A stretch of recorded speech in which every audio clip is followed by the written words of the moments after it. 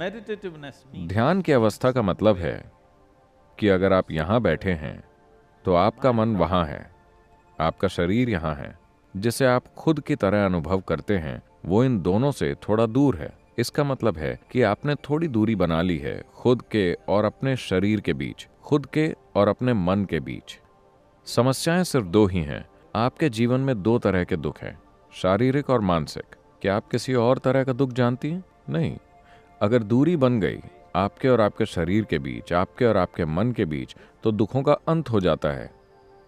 एक बार जब दुखों का कोई डर नहीं रह जाता, यानी चाहे जो भी हो जाए मैं ऐसा ही रहूंगा, एक बार जब आपके भीतर यह भरोसा होता है, तब आप जीवन में पूरे जोश के साथ आगे बढ़ेंगे। चाहे वो क्रिएटिविटी हो या इंडस्ट्री या बिजनेस या जिस भी तरह का जीवन हो, आप पूरे जोश के साथ आगे बढ़ेंगे। जब दुखी होने का डर होता है तो आप सिर्फ आधा ही कदम उठाएंगे। मैं वैसी कब बन सकती हूँ गुरुजी?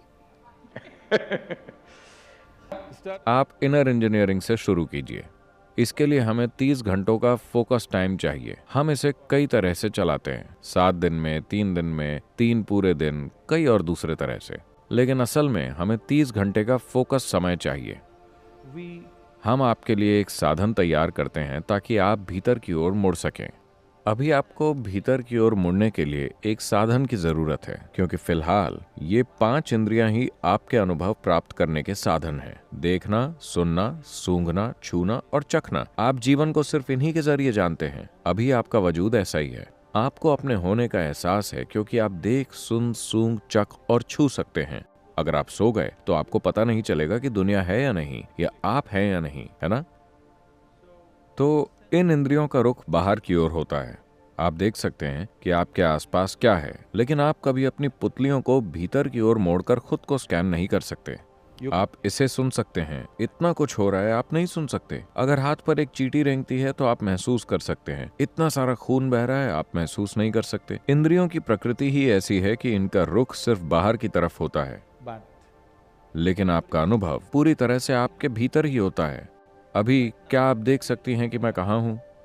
गुरुजी, मैं आपको YouTube पर नहीं देख नहीं, चुकी क्या हूँ। आप अभी मुझे देख रही हैं?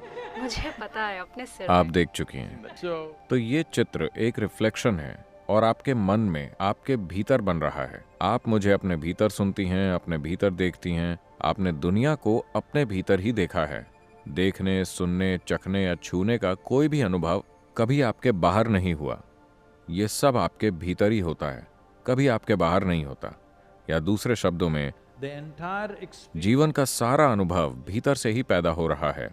जब जीवन का सारा अनुभव भीतर ही पैदा हो रहा है, तो कम से कम आपके भीतर जो हो रहा है उसे तो वैसा होना चाहिए जैसा आप चाहती हैं, है ना? बिल्कुल। दुनिया का शोर शराबा आपके मुताबिक नहीं होगा, क्योंकि हम सब ने मिलकर इसे बनाया है। थोड़ा बहुत मेरे मुताबिक होगा, थोड़ा आपके मुताबिक और थोड़ा किसी और के मुताबिक, ये ठीक है। लेकिन ये शांति मेरे अनुसार है, क्योंकि ये एक आंतरिक चीज है। आपके भीतर जो होता है उसे 100% आपके अनुसार होना चाहिए, किसी दूसरे के अनुसार नहीं। बाहर जो होता है उसमें सबकी हिस्सेदारी होती है। लेकिन यही सबसे मुश्किल काम है, ऐसा हो पाना कि...